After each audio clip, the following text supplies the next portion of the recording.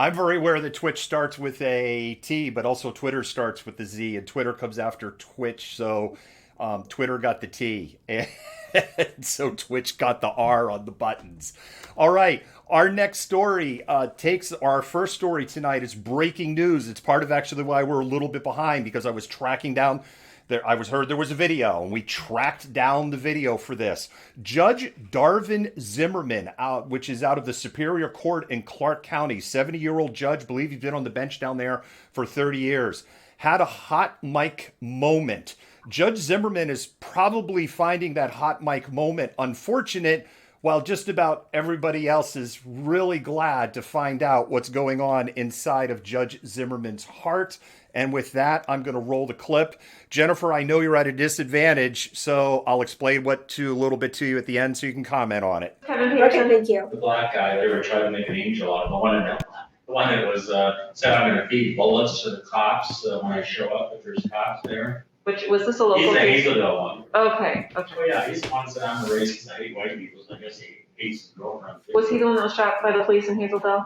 Yeah. Okay. Yep. Got it. Okay. Well, the cops are already back on the road. That my son was there. Luckily, he got the promotion to sergeant because he couldn't let a shooter. Oh my God. And then they'd be marching out at his house with signs saying you're a murderer. Yeah. All that bullshit. It's crazy. It is just crazy. Like his dad.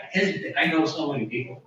Yeah, you know everybody. I probably know more people than the sheriff knows out about this investigation. So I sent him the information. I find out about it. I ran into a chaplain who said he did the whatever you call it, the thing after the fact, consulting everybody, and trying whatever about the deal. And he's told me that KP's dad says, well, yeah, if he had a gun, I guess it was justified.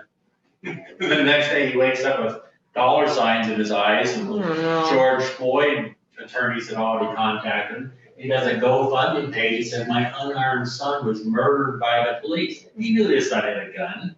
That makes me no one's going to do anything about that. That's not getting money for false pretenses. So he got 70,000 as opposed to George Floyd. And George Floyd was terrible. I get that. George Floyd family got 20 million. But I think he had a death wish, nothing or something. He calls his girlfriend to say goodbye. Oh, wow. And then she won't release her phone, so you really don't know what texts he was saying. But he was so dumb. So another version was he thought he was going to go to prison for life, for one deal, maybe a year, I don't know about that. Probably get diversion, probably get drug court. But anyway, he was calling goodbye, and then supposedly, then she comes out with this false narrative that they shot him, 30 times in the back. He get shot once in the back, but unfortunately got shot. Oh, God. But you think they say if it's such a big racial deal, then you should have given one of the officers who thought he was going to get killed himself, shot him. He was black, so it wouldn't have mattered if the guy was green, is the point, but it's just this narrative that there's like wholesale killing with minorities or something. Gosh, yeah, every case. Even that article, and I saw that lady, and I sent it to other people. I said to my son, the lady from the NAACP, and I was almost a lifetime member. My first job out of college was working in all the black community center. And that was funny. I said I was their token white guy. I was racist. That's good. It's good to feel what that feels like, I think. Yeah. But anyway, I wasn't discriminated. I felt bad about it all. And I coached and counseled, did all kinds of stuff. Yeah. But this lady, she talks about the blacks being murdered here in Clark County, allegedly armed, allegedly. Like, throw that stuff out there. You don't know the facts. It's not allegedly. He had a freaking gun and they got it on video. And you put this, distrust out there in the community. It's still the same thing. And they want to argue that because there's whatever, I think exactly, yes, there's 4% blacks in Clark County, but there's 12% blacks in the jail. So does that mean we're automatically racist? Does it? Not necessarily. I mean, it doesn't, because I did one the other day where 3 black guys shot and robbed this guy. They're going to take an inordinate amount of time in the Clark County jail. Yeah. They won't go to trial for a year or so. They're going to be off to prison for, I assume, 6 or 7 years for robbery and shooting somebody. They pistol whip them too. They're nice kids, put it that way. And he was a Spanish guy, so is that racist? I don't know. The bottom line is every case is different. We have to look at the facts of every single case. But there's so much anger out there now. I just feel like we're falling off a cliff. Jennifer, we got your camera fixed while we were running that clip. Yes. So Jennifer got to see part of what was going Yeah. on. So let me give everybody an update on where we're at, because this story literally broke around 5 o'clock this afternoon. So here's what's happened since the story broke. One, the Clark County Prosecutor's Office is filing a motion to have Darvin Zimmerman removed from the Peterson Jr. case. The Clark County Court has condemned Judge Zimmerman, and several high-profile law firms, mostly minority or black-owned law firms, are calling for the immediate resignation of Judge Zimmerman.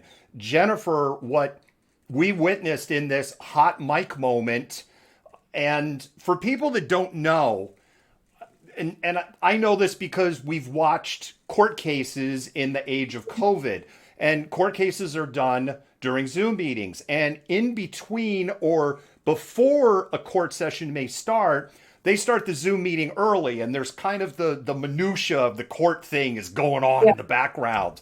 So this was not like some secret recording Zoom meeting thing. This was something that he just stepped on his own big friggin' landmine and basically exposes the racism inherent in the system in the United States.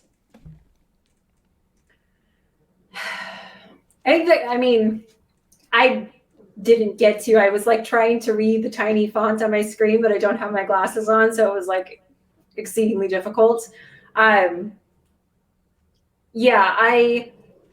That's great when you can expose one of these people for the systemic racism, for being a part of the larger issue of systemic racism in the courts. But it's a massive issue, and make an example out of one person and asking for their resignation and doing these things is great. But you still have so much more to dismantle. And I think it's, exceedingly important that we start to root out all of this rather than just focusing on this one individual. You could just drop the mic on that, because that's it. I mean, that's why I open with this just exposes the racism inherent in the system. The term, the words that he used, the blacks. I mean, it's like, dude, and human beings are not infallible. I get that. And you cannot convince me that there is even the most idealistic judge. There's that judge that does traffic court in Rhode Island that everybody loves this guy, right? He's kind of almost has like this stand-up comedian act that he does with him and the I think it's like it's the equivalent of like an assistant prosecutor, but it's traffic court and minor infractions. And he genuinely seems to have a good heart, and he genuinely seems to be like, look, if you screw it up, I'm not going to prosecute stupidity. And I'm using his as an example, but you can't tell me that somewhere inside of him he has some inherent bias. But this goes way past inherent bias. This is just racism on the bench. And let's not forget, we're talking Washington State. And I know Clark County is kind of Chud Central, but we're talking right outside the edge of Portland in Western Washington here. Mm-hmm. Yeah, no, absolutely. And, it just makes you wonder how many times his inherent biases have played into the ways in which he's sentenced a BIPOC person, and how rampant. We're talking about Clark County, Washington. I mean, I lived there for a while when I worked at Portland Meadows. In Clark County, it's there's parts of it that think like Seattle, that it's pretty woke, and then there are parts of it that are really, really redneck. So you have to wonder just how extreme it is. Within the court system down there, and what you're essentially dealing with, because just on the other side of the river is Portland, which also imagines itself as super woke and has been doing tons of protesting and all of these things to try and elicit some kind of change. But you have to wonder how far this racism extends across the bridge to Portland as well. Yeah, one of the comments on is from our community. It just scrolled by. It was something on the lines of like literally proof of systemic racism, and Yeah. that's exactly what this is. And it goes back to your earlier comment, Jennifer. On great, we can remove Judge Zimmerman, but Judge Zimmerman is not a unique individual in this school of thought. And then there's the devil that we know and the devil we don't know. There is the potential that Judge Zimmerman's replacement could be worse. I'm going to close on this so we can keep moving because we can really rat hole in this story.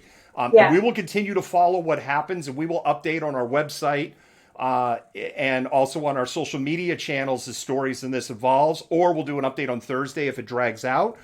I don't even know where I was going with this at this point, so I'm just